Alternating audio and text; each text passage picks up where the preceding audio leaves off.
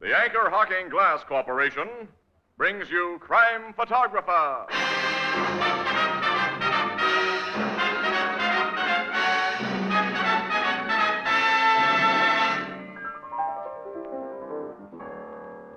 Say, Casey, do you think they'll ever put my statue in the Hall of Fame? What are you famous for, Ethelbert? For 27 straight years, I always got the same part of the turkey. That's some kind of a record, ain't it? Well, because you consistently get it in the neck, that might make you notorious, but not really famous. No, Ethelbert. You know, you have to do something really big, something important to deserve a famous name. Like what? Well, like Anchor Hocking, the most famous name in glass.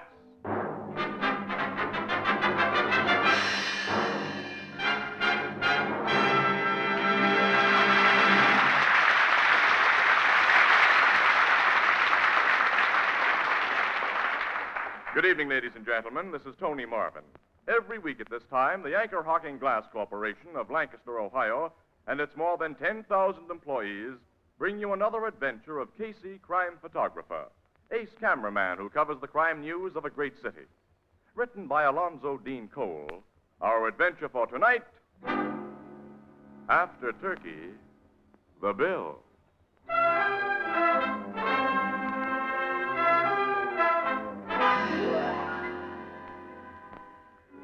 7 o'clock in the evening, a medium-priced uptown restaurant known as Petrakis' Olympian. At a table for two, a flashily dressed young man pushes aside his empty plate and says to the pretty girl who sits opposite, Hey, that turkey wasn't half bad. You didn't leave much of it. Neither did you. Should I order dessert now? Uh-huh. Hey, waiter. Gus, Okay, kid. What do you want now, Joe? we're ready for the plum pudding now. 2 plums pudding. That's what you want, too, isn't it, Lottie? Yes, and coffee. Same here. Okay, kid. I don't know why you won't let me do anything for you in a classy way, Lottie. I asked you out for a Thanksgiving spread, and you made me bring you to a cheap place like this. Joe, you can't afford to throw your money away. How do you know what I can afford? I may not have as good a job as my cousin Bird yet, but that doesn't What's mean I... Bird got to do with He's it? got plenty to do with it. If you didn't have to work today, you'd be out with him now instead of me, I know. Bird isn't working tonight, Joe. He came home before we left there. I could have had dinner with him if I'd wanted. Yeah. Oh, don't be like that, please. Why shouldn't I be? While I was away, you and him became awful good friends. We were always friends, the three of us. We grew up on the same block. Yeah, but while I was away, he moved into your old man's rooming house so we could be closer friends. Oh, don't start that again tonight. We're out for a pleasant evening, and it has been pleasant so far. Please, Joe. All right. Comes out dessert. 2 plums pudding. And coffee. You know, when you go out with me, Lottie, you're going to get class whether you think I can afford it or not. I'm going to take you to Danceland. I'm going to buy you a whole roll of tickets. Best you'd get out of that tightwad fur is a soda and a movie. All right, that's all now, Gus. Bring me a check, will you? You said it, Joe. All right, Joe, since you won't drop the subject, we'll talk about Bird. Swell. He wants me to marry him. Figured that from that dirty double-crosser. He isn't a double-crosser. He knows I've been going with you since we were kids, that I've always been crazy about you. And while I was taking that bum rap on the reformatory... You didn't take a bum rap, Joe. You asked for what you got. All right, so the cops had the goods on me. That gave Ferd no right It to... gave me a right to do a lot of thinking. So you decided a sneaky yellow drip like my cousin is a better bet than me, huh? I don't think Bird is sneaky or yellow. Oh, you don't, huh? No. And I don't think you're a criminal. It's nice of you to say that. I'm not being nice. I'm saying what I believe. If you make me sure you've learned your lesson, Yeah? you won't have to worry about me liking Ferd or anyone. There's never really been anybody but you, Joe. Only I've got to be sure. How do I make you sure, Lottie? Just show me and Dad that you're steady, that's all. And I've been showing you that since I came back. Didn't I get a job right away? Yes, Joe, but I don't see how you can afford those 2 new suits and that overcoat with what you're making. Oh, I get it. Ferd can buy clothes or take you out, and it's okay, isn't it? He's never had trouble with the cops. But the minute I spend an extra buck, you and your old man figure I've glommed it somewhere. Oh, no. Oh, yes. Your old man especially. Hates my insides. He don't want you to have anything to do with it. If Dad hated you, he wouldn't let you stay at our rooming house. He rents rooms and I pay for the one I rent. That's business. And to ease your mind about the extra dough I spent, Lottie, I'm a lucky guy with dice and a good pool player. Here's your check, kid. Thanks, Gus. Pay you so we can get out of here. We're going to Dance Land. And What? Joe? I haven't got my wallet. Oh, you've lost your money? I don't know. Maybe I left it home. Well, phone Dad. He'll look in your room. Well, if he found it, I'd have to go there for it. It's only a few blocks. You stay here, Lottie, while I go and see. Oh, you don't have to leave the lady here, kid. You're an old customer. I know you come back and pay. Well, thanks, Gus, but I can make better time alone. Hand me my overcoat. Even that racket sleeve blue in there. Sure. Oh, it's a fancy coat. Nice and bright with red stripes. You got a class, kid. Yeah, but right now I got no dough. I'll come back as soon as I can, Lottie. I hope you find your money, Yeah, Joe. I hope so, too. And how?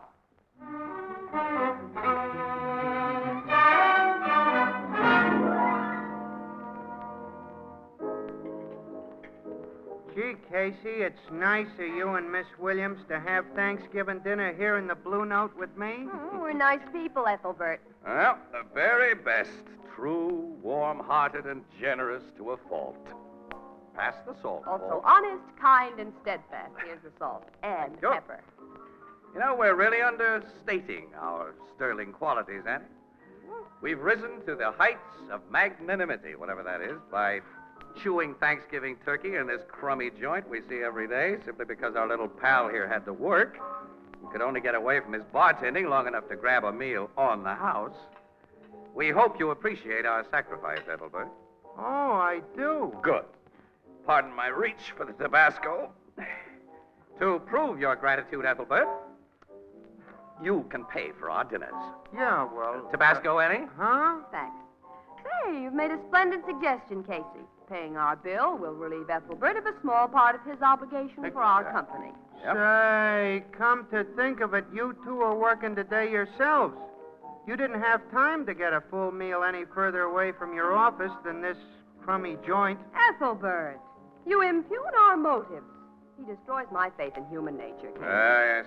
The spirit of the day is entirely lost upon this lug. Casey, if you'd pay me what you already owed this crummy joint, I'd be only too happy to buy you dinner. Get it, Walter? This guy's too wise for us, Annie. I'm afraid so, Casey. Casey, Yeah, Walter? you wanted the bar phone, you said you did. Oh, nuts. I'm only just finished my turkey. No, this means no dessert, Casey. I'll see what Burke wants. Well, stall him off if you can. Yeah, I'll do my best, Annie. Hello, Grace. Hello, Casey speaking. Look, Burke, we haven't finished our dinner yet. Oh, all right. Wait till I get my pencil out. Corner of Whitestone and Evans. Well, what happened there? What, is that all? For a run-of-the-mill story like that, we gotta leave our dessert? Well, okay, Burke, all right, goodbye. Why I stick to this newspaper racket, I don't know. What was it, Casey? All the Look, we gotta get out to Whitestone and Evans, Ann. Some mug just held up a filling station there and got away with a couple of $100 or Did he shoot anyone? No. Huh? Just one of those inside page fillers. Burke says news is light and we gotta cover it. All right, where is Whitestone and Evans? It's way uptown, not far from Petrakis Olympian Restaurant. You know, we've eaten there a couple of times. Yeah, I remember. Any description of the hold-up guy? Yeah, he wore a flashy blue overcoat with red stripes. See you later, pal. So long, Ethelbert. So long. Say, wait! Who's gonna pay for this crummy joint?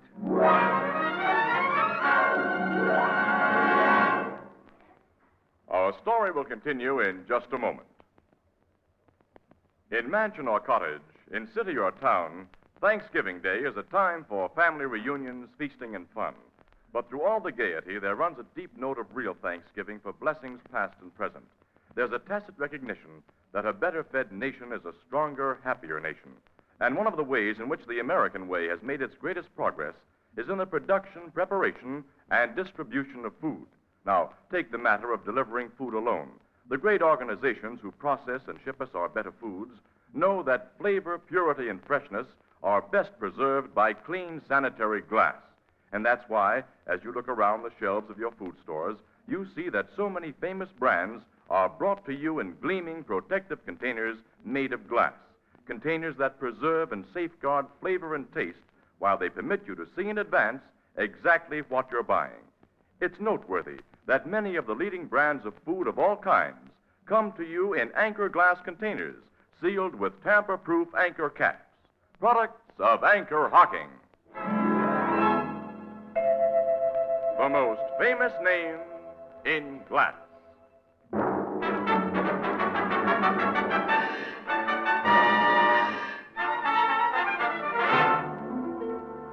Here's what happened, Miss Williams. I'm working the station, see? I'm here in the office when this hold-up guy opens the door and says, "Give me your dough." He had a gun, of course. Oh, sure, he had a gun. The time was about 7:15. What did you notice And about the guy aside from his flashy overcoat? Well, he wore his hat pulled down over his eyes, and a handkerchief was tied around the lower part of his face. Also, he worked fast. What'd he do? Well, he told me to get into the gents' the restroom there and to keep quiet. He locked the door on me, and I heard him open up the money drawer there, and then I heard him leave the joint. I started pounding on the door, and after a while, I managed to bust out. That was about 7:15, and then I phoned the cops. You mind if I shoot a picture of that busted door, Sergeant? Go ahead, Casey. Thanks. You'll want to picture me, too, won't you, Mr. Casey? Huh? You? Oh, sure, yeah. The door and you. I'll shoot the door first. It's going to give me old lady a big kick to see me written up in the papers. Hey, was this big puddle of grease in front of this door, Jones, when the hold-up guy locked you in? Oh, yeah. I spilled it there earlier, and I didn't have time to clean it up. Now, the mug must have stepped in it, Casey. Along with the description of his flashy coat I've sent out, I included instructions to look for a guy with dirty grease stains on his shoes. Well, the two things together ought to nail him, Sergeant. Yeah, I told the Sarge here's something else that ought to nail a guy. Well, what's that? Well, one of the bills he stole out of the money drawer was an old 20 that had been torn in two and kind of stuck together with Scotch tape. I took it in just before the robbery, so I remember it. Well, looks like you cops have plenty to work on, Sarge. Yeah. Well, we got all there is, Annie. Let's blow out of here and get back to the Blue Note, get some plum pudding and coffee. Aha, come on. Hey, ain't you going to take my picture first? Oh, yeah. Yeah, I'll kind of stand here by the empty cash drawer, hey, and point my finger at it. Yeah, that'll be original. Well, stand and point, pal. Go ahead. Great. All set now. Shoot. Jones, Hey, Gus, I'm getting my picture took. Don't walk in front of the camera. I have just heard what happened to you. About that guy in the blue overcoat which hold you up. Well, I'll tell you all about that later, Gus. As soon as I get my picture. No, I tell you and those cop about it now. You'll tell. Who are you? Oh, I am Gus Nikopopoulos. I am waiter in Petrakis Olympian restaurant 3 blocks from here. And I know who is the kid who robbed my good friend Jones. You know? Yeah, I know as soon as I am told the news about that fancy overcoat. What are you talking about? Yeah, what are you talking about? I tell you cops everything. Even where to find this hold-up kid. He tell me he is going with his girl to Danceland.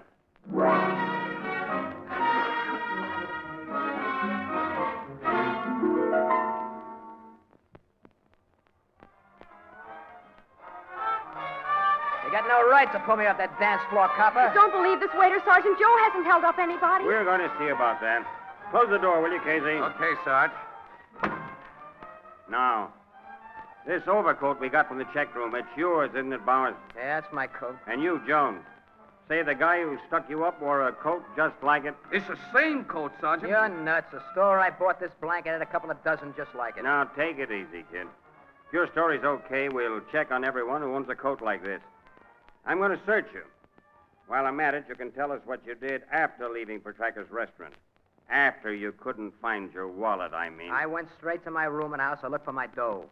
Finally, I found it in the dresser drawer. Then I came straight back to Petrakis for Lottie. That's Miss Newcomb here. Yeah. The dough's in that wallet you just took out of my pocket. It's about $40, and it's mine. I didn't steal it. Hey, is that torn 20 in the wallet, Sergeant? No, Jones. Torn 20. Well, I guess he hasn't got a gun on him either, Sarge. He's clean, Casey. Yeah, so are his shoes. Grease would show up plain on those light tans. Well, he may have changed shoes and hidden a few things. Yeah. How far is your rooming house from that filling station, kid? Oh, I'd say... It's 2 blocks away down Evans Street. My father runs it. How long did Joe leave you in Petrakis while he was finding his money? I didn't time him. It wasn't more than 15 minutes, maybe a half an hour. So what? So you had plenty of time to stick up Jones and go to your room before you came back to Petrakis. All right, if that's the way you dope it, copper, search my room. I'm going to do that little thing, young fella. All of you. Let's go.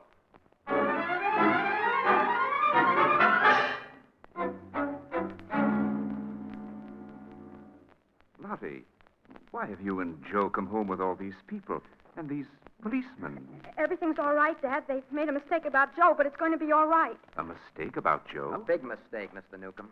I don't understand. I'm Sergeant Healy, 5th Detective District. There was a stick-up a few blocks from here tonight, and Joe Bowers here is under suspicion. A stick-up? Joe? He didn't do it, Dad. I know he didn't. You were with him, Lottie. You must know. Your daughter wasn't with him for a long half hour.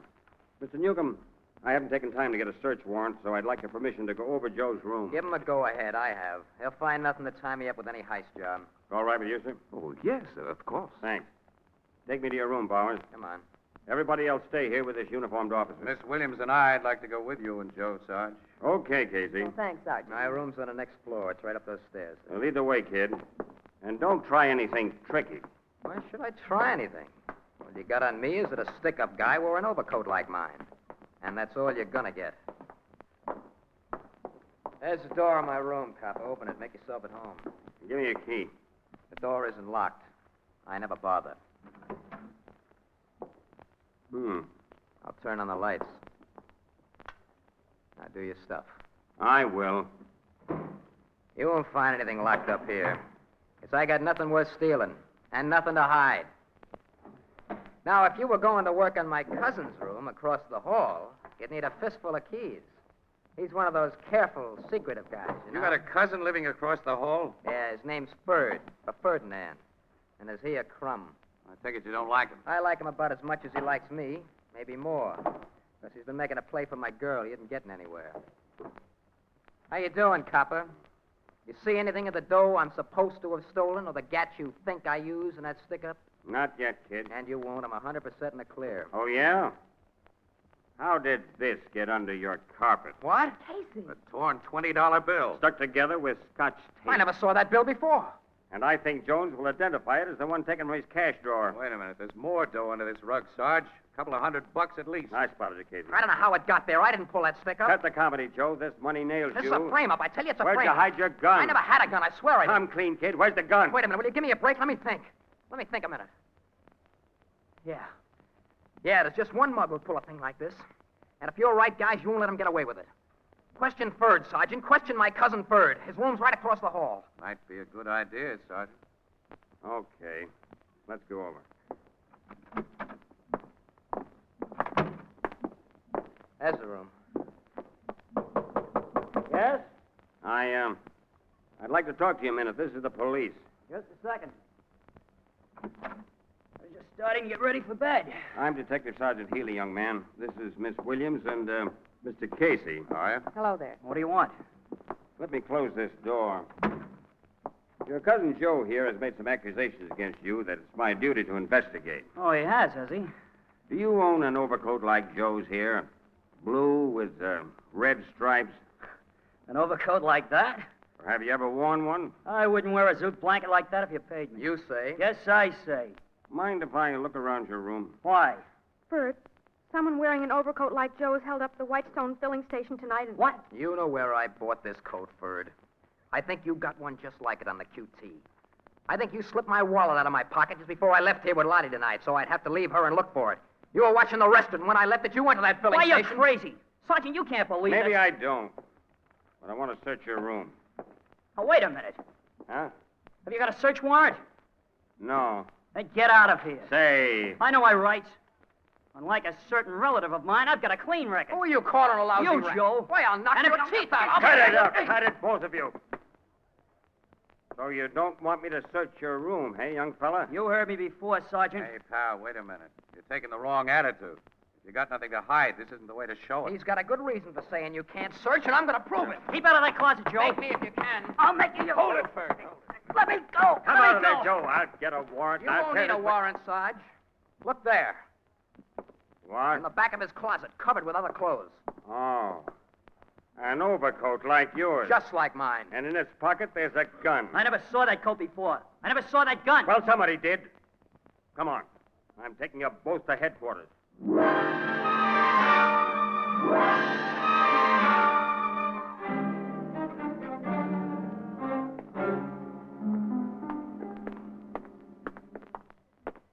I don't know how that overcoat got in my closet, Sergeant. I swear I never saw it or that gun before. So you've been saying, Ford. Both of you get into this car. You did this to me, Joe. Sure, I got wise to your frame up, you louse. I threw it right back at you. We'll continue our discussion at the station house. Of course, you'll only hold me long enough to get my testimony. I'll be back home in an hour or so. Maybe. You and Miss Williams tagging along after us, Casey? No, Sarge. I may give you a buzz later, though. We still have our Thanksgiving dinner to finish. So why don't you two get jobs that won't make you work on holidays? Why don't you? You mean like Captain Logan? I've been thinking about it for the last 25 years. Good night. Night, So long. Sergeant Healy. Come on, let's get in our car, Casey, and get our stuff to the I'm paper. going and... back to that rooming house, Annie. Why? Are you convinced that Cousin Bird framed Cousin Joe? Well, his attempt to prevent a search of his room didn't look very good. Annie, I'm just thinking. Well, Joe found that overcoat with what might be called surprising ease. Mm-hmm. It's hard to believe that Joe would invite his own arrest in order to frame his cousin. Why, one little slip. The framer, whoever he is, did make a slip, Annie. His plan didn't anticipate a grease puddle. And he had to get rid of a pair of shoes that may walk back and kick him. Well, none of the shoes in Joe's room or in Bird's had any grease stains on them. No? Sergeant Healy hasn't forgotten those missing shoes, and he'll be back pretty soon to really look for them. Well, I'm going to start looking right now. I'll ring Newcomb's bell. Sometimes I wish your snooping instincts were more restrained, Casey. I'd like a cup of coffee now and pop. Hi, Mr. Newcomb. Mr. Casey? Yes, may we come in? Of course, but We didn't go with Sergeant Healy and his prisoners. Wanted to ask, how's your daughter now? She wasn't taking this thing very well when we left. Oh, she feels terrible about it. Miss Williams, perhaps a woman can talk to her better than I can. Will you try to convince her that everything will come out all right? Well, I'll gladly try, Mr. Newcomb. She's in our private living room. Yeah, go on in and talk to her alone, Annie. I'll stay here. All right. It breaks my heart to see my girl crying, Mr. Casey. She's all I have. She blames herself for what has happened. It isn't her fault that two young fools became so infatuated with her. I knew they hated each other, but I never anticipated anything like this. No, guess not. Of course, you had some reason for coming back here, Mr. Casey. Yes, I came back to ask your permission. Yes? I want permission to ask a few personal questions between ourselves and off the record. Very well. You haven't wanted Joe for a son-in-law, have you? In my place, would you? The boy has served a reformatory sentence that, according to my observation, has failed to steady him or improve his sense of values. Ferd has been Joe's opposite, I imagine. He always seemed so. Lottie strikes me as a pretty sensible girl, Mr. Newcomb. Unless one of those fellas confesses he framed the other, or it can be definitely proven, she'll doubt both of them too much to marry either one of them. Yes, I think that's so. And as there'll be no confession or definite proof, things should work out exactly as you planned. As I planned? You're the guy behind this double frame-up. Well, Mr. Casey. You didn't think I'd be back, did you? You shouldn't have changed back into those comfortable old shoes after Sergeant Healy left here. You did a lousy job of cleaning off that grease. Oh, but... You held up that filling station and framed both the boys to keep your daughter from marrying either one of them. I was very foolish, wasn't I? Yes, I think so. Shall I call Sergeant Healy? All right. You can call Sergeant Healy, Mr. Casey. I'm ready to confess. Wait a minute. Wait. Let me take a close look at those shoes. What? The pool of grease in that filling station you heard us talk about wasn't deep enough to reach far above the soles of a shoe. Hey. You greased those shoes yourself. You spread it on so thick it covers the toes and heels. I didn't spread it on. Pal, you're a beautiful liar, and I'm a beautiful dope. You greased those shoes and put them on knowing the cops would come back and spot them. You were willing to take the rap because your kid is in love with one of those punks. You can't prove that. Nobody can. And when I confess, that's all that's needed. You forget. The police lab will compare the grease on these shoes with a filling station grease, and it won't be the same. And then Sergeant Healy will go right back to work on Joe and Ferd. The police laboratory can tell? Yes, definitely, Mr. Newcomb. But if it couldn't, don't you think your confession would be much harder for your daughter to take than the loss of a little rat she thinks she cares for? But I couldn't bear to see her cry anymore. All I could think of to do was what I tried. You see, I know the guilty boy, Mr. Casey, and She's loved Joe ever since they were children. You know Joe? I found his grease-stained shoes hidden in the cellar tonight. His taste in shoes is like his taste in overcoats, so I could make no mistake. Oh. Well, let's get him and take him to the cops. Later, Mr. Newcomb, your daughter's going to realize that the lowdown she'll get on Joe tonight is a cause for real Thanksgiving.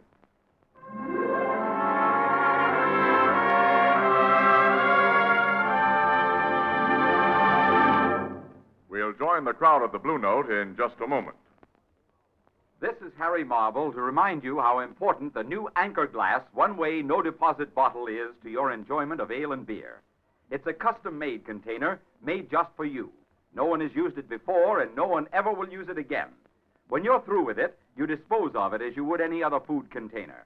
There's no deposit, no fuss or bother. And the new Anchor Glass one-way bottle assures you of sparkling ale and beer without cloudiness and with no foreign flavor or aroma.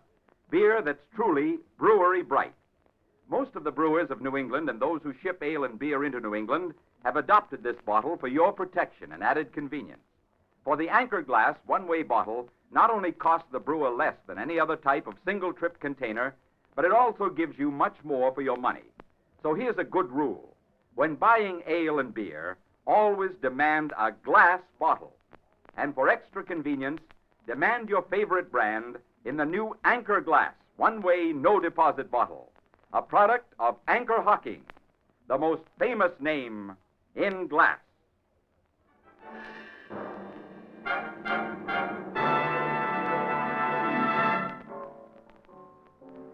So, the shoes fit Joe and he had to wear them, huh, Casey? They pinched so tight he cracked wide open, Ethelbert. He admitted planting a duplicate of his coat in Ferd's closet, everything. If his scheme had worked, Lottie would never have spoke to Ferd again and she'd have married Joe. Well, that was Joe's idea, Ethelbert, but it worked out in reverse. Lottie sank into Ferd's manly arms when she heard the lowdown, and she seemed very comfortable. Gee, what some guys will do for love. As my sister Edna says, quote, if love didn't make the world go round, there wouldn't be so much dizziness. Unquote. Or so much niceness. Yeah. A grand guy, Lottie's old man. Hey, Annie, what's the matter with us? We got plum pudding and coffee still coming to us. How about it, Ethelbert, huh? Oh, it's about time. Well, what's so funny? There isn't any more.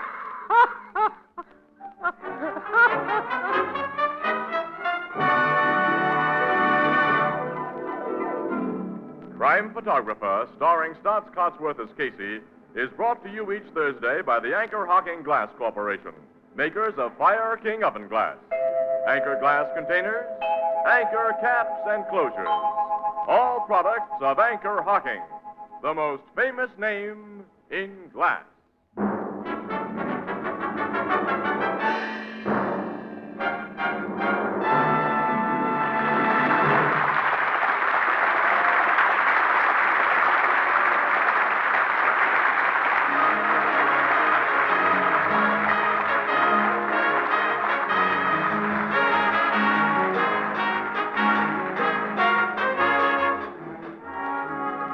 Crime Photographer is directed by John Dietz. The original music is by Archie Blyer, and the program features Miss Jan Miner as Anne and John Gibson as Ethelbert. Herman Chittison is the Blue Note pianist. If civilization is to survive, we must reaffirm our religious faith. It's up to each of us. Do your part by supporting and attending your church or synagogue. This is Tony Marvin saying goodnight for the Anchor Hocking Glass Corporation of Lancaster, Ohio, with offices in all principal cities of the United States and Canada.